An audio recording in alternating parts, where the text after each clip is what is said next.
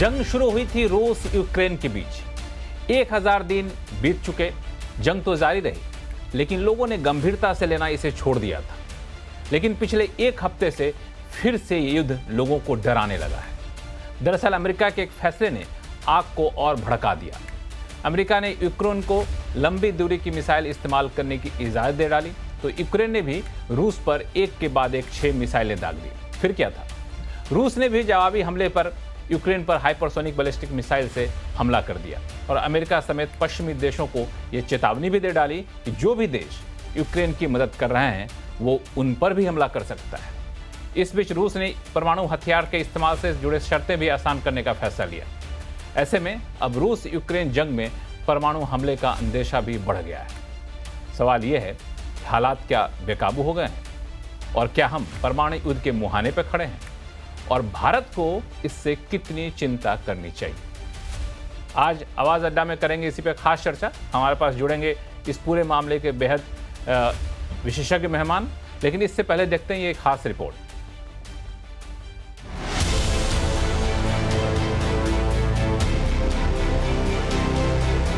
रूस और यूक्रेन के बीच युद्ध की आग एक बार फिर से भड़क गई है।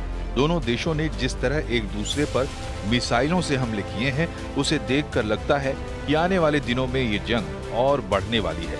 पिछले कुछ महीनों में दोनों देशों के बीच माहौल शांत था, लेकिन अमेरिका के एक फैसले ने यूक्रेन को रूस पर हमला करने के लिए उकसा दिया। दरअसल 18 नवंबर को अमेरिकी राष्ट्रपति जो बाइडेन ने यूक्रेन को लंबी दूरी की मिसाइल इस्तेमाल करने की इजाजत दे दी। इसके बाद 19 नवंबर को यूक्रेन ने रूस पर 6 ATACMS मिसाइलों से हमला कर दिया। इस हमले के बाद रूस के राष्ट्रपति व्लादिमीर पुतिन ने परमाणु हथियारों के इस्तेमाल से जुड़े नियमों में बदलाव कर दिया। इसके मुताबिक अगर कोई बिना परमाणु हथियार वाला देश परमाणु ताकत वाले देश के सपोर्ट से रूस पर हमला करता है तो इसे रूस के खिलाफ जंग का ऐलान समझा जाएगा। ऐसी स्थिति में मॉस्को परमाणु हथियार का इस्तेमाल भी कर सकता है। यूक्रेन के हमले का जवाब देने के लिए रूस ने 21 नवंबर को यूक्रेन पर हाइपरसोनिक बैलिस्टिक मिसाइल से हमला कर दिया। साथ ही पश्चिमी देशों को चेतावनी भी दे दी। On November the 19th, 6 ATACMS missiles manufactured in the US were used, and on the 21st, a combined attack using Storm Shadow manufactured in the UK and missiles manufactured in the US were used to attack missile targets in the Bryansk and Kursk regions of the Russian Federation. It is not Russia, but the United States who have destroyed the system of international security. And they are trying to preserve their hegemony and stoking a global conflict. We have always preferred, and we still prefer, to resolve our disagreements using peaceful means, but we are prepared for any scenario. And if anyone has any doubts, they shouldn't. There will always be a response. Ukraine के राष्ट्रपति Zelensky ने रूस के हमले की निंदा की। Путін використовує Україну як полігон. Очевидно, що Путін боїться, коли поруч з ним просто є нормальне життя, коли люди просто мають гідність, коли країна просто хоче бути і має право бути незалежною. Путін робить все, що завгодно, тільки б не дати сусіду вирватись з його рук. रूस और यूक्रेन के बीच बढ़ते तनाव ने पड़ोसी देशों की टेंशन बढ़ा दी है। नॉर्वे, फिनलैंड और डेनमार्क ने अपने नागरिकों को युद्ध के लिए तैयार रहने को कहा है। दूसरी तरफ अमेरिका ने यूक्रेन को लैंडमाइंस देने की मंजूरी भी दे दी है। रूस के पूर्व राष्ट्रपति दमित्री मेदवेदेव इस तनाव को तीसरे विश्व युद्ध की शुरुआत बता रहे हैं। सवाल यह है कि रूस और यूक्रेन के बीच जंग किसी नतीजे पर जाकर खत्म होगी कि नहीं।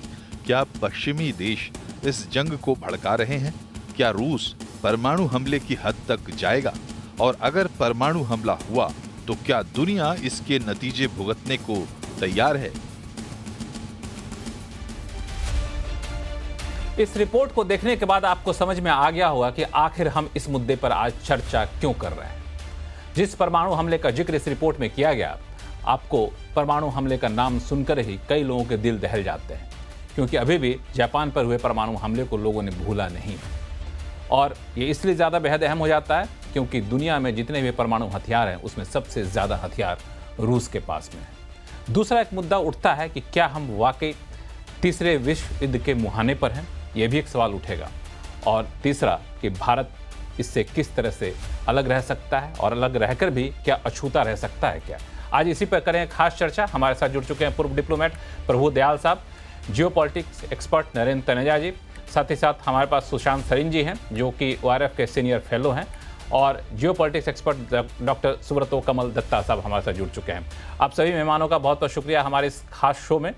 और ये शो ऐसे मोड़ पे किया जा रहा है जिस आहट के साथ किया जा रहा है उस आहट को कोई सुनना नहीं चाहता, उस आहट को कोई महसूस नहीं करना चाहता, लेकिन तथ्य है जिससे हम लोग आंखें बंद नहीं कर सकते।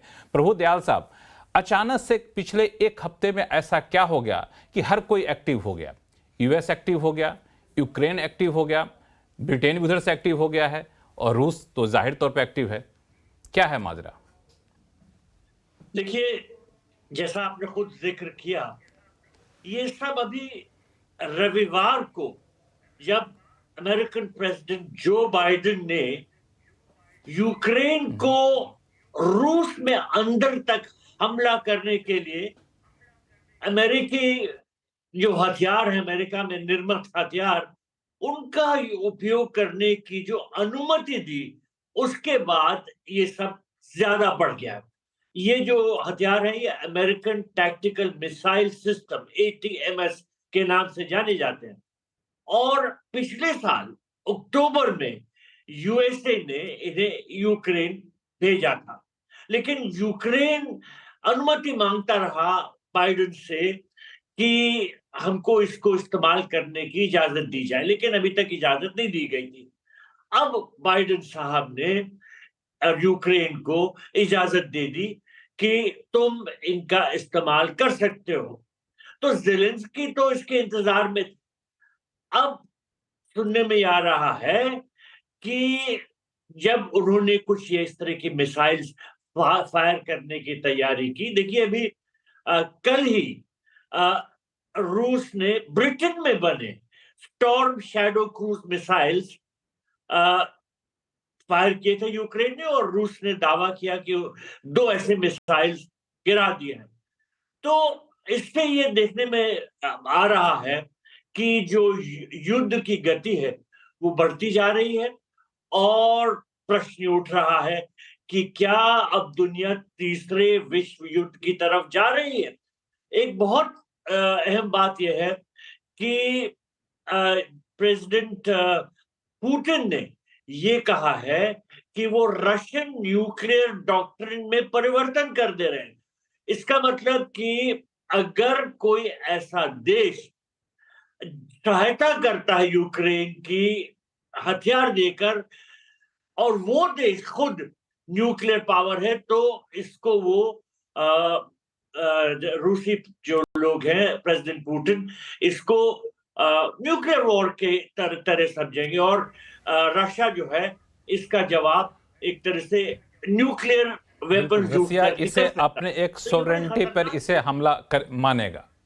बिल्कुल खतरनाक सिचुएशन है। सुशांत सरिन जी, मेरा सवाल आपसे ये है कि जैसा कि अभी कहा प्रभु दयाल जी ने कि ये सारे मामले की जड़ ये है कि रविवार को US ने जो फैसला लिया और ATMS मिसाइल की छूट दी यूक्रेन को, जबकि यूक्रेन इसकी लंबे समय से मांग कर रहा था। जब डोनाल्ड ट्रंप जीत गए हैं, डोनाल्ड ट्रंप कुछ महीने बाद वहाँ के राष्ट्रपति बन जाएंगे, तो एक आउटगोइंग प्रेसिडेंट की तरफ से आनन फानन में फैसला लेना क्यों जरूरी पड़ा? देखिए, एक तो हमारे को ये नहीं पता कि वो प्रेसिडेंट ने फैसला लिया है कि उनके जो आसपास के लोग हैं उन्होंने फैसला लिया है। वो प्रेसिडेंट को पूरी होशो आवाज में भी हैं या नहीं है, उस पर भी एक सवालिया निशान है। लेकिन 2 चीजें हैं इसमें। देखिए, एक तो अटपटी सी बात है कि एक लेम डक जो सरकार है वो अगर इस तरीके का कदम उठाती है, जबकि आपको पता है कि चंद हफ्तों के अंदर अंदर एक नई सरकार आने वाली है, और उसकी शायद नीतियां जो होंगी वो बिल्कुल आपसे अलग होंगी। उसके बावजूद अगर आप इस तरीके का काम करते हैं तो या तो उसके 2 चीजें हो सकती हैं। या तो आप जो आने वाली सरकार है उसके हाथ बांध रहे हैं, और एक ऐसी स्थिति क्रिएट करने की कोशिश कर रहे हैं कि उसके पास कोई बहुत ज्यादा स्पेस ना रहे वो जो नई नीतियां अडॉप्ट करना चाहती है। दूसरा इसका पहलू ये हो सकता है कि आपको पता है कि जो आने वाली सरकार है वो कुछ नई नीतियां लेकर के आएगी, तो इसलिए आप जो स्थिति है जंग की उसमें आप एक ऐसी नई चीज डालना चाह रहे हैं जिससे यूक्रेन की जो नेगोशिएटिंग कैपेसिटी है वो इंप्रूव हो जाए, क्योंकि आपको पता है कि अगर जो आने वाली सरकार है वो अपना हाथ खींच लेती है तो ये युद्ध ज्यादा देर चल नहीं सकेगा।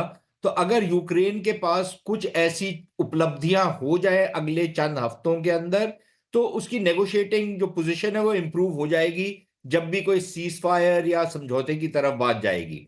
लेकिन देखिए अक्सर प्रॉब्लम ये होती है कि जंगें जब शुरू होती हैं और जब विश्व जंग शुरू होती है तो वो मिस कैलकुलेशन या एक्सीडेंट से शुरू होती है। आप कुछ अनुमान लगाते हैं और आपके अनुमान एक लिहाज से बिल्कुल धरे के धरे रह जाते हैं, क्योंकि दूसरी साइड की जो कैलकुलेशन है या दूसरी साइड की जो असेसमेंट है वो आपसे बिल्कुल अलग है।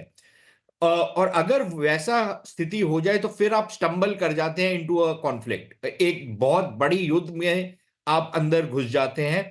और खतरा अभी ये है क्योंकि देखिए अभी इन्होंने इनको मिसाइलें दी और परमिशन दी कि आप रूस के अंदर तक जाकर के अटैक कर सकते हैं। रूस ने उसका जो जवाबी वार किया अभी वो IRBMs का इस्तेमाल किया और एक संदेश देने की कोशिश की कि हम इस एस्केलेशन लैडर पे और ऊपर चढ़ने को तैयार हैं। अपना न्यूक्लियर डॉक्ट्रिन भी उन्होंने दोबारा से उसको रिन्यू किया है। रिवाइज तो किया। हालात जो हैं तनाव बढ़ते जा रहा है, हालात जो हैं वो नाजुक से नाजुकतर होते जा रहे हैं और मिस कैलकुलेशन की जो पॉसिबिलिटी है वो बहुत ज्यादा बढ़ गई है। और इसलिए जरूरी है कि सब लोग थोड़ा थोड़ा पीछे हटें, नहीं तो ये हालात किसी भी तरफ जा सकते हैं। बिल्कुल, इसके क्या तरीके हो सकते हैं, क्या रास्ते हो सकते हैं, इस पे हम लोग शो में आगे चर्चा करेंगे। लेकिन नरेंद्र तनेजा साहब, मैं यही समझना चाह रहा था जो कि सुशांत सरिन जी ने कहा कि यूएस शायद ये भी चाहता हो कि बार्गेनिंग पावर जो है यूक्रेन का बढ़ जाए जब युद्ध रोकने की स्थिति आए। लेकिन जब एक नए प्रेसिडेंट ने पहले ही ऐलान कर दिया है कि हम आएंगे पावर में, तो एक दिन में हम इस युद्ध को खत्म कर देंगे, रुकवा देंगे।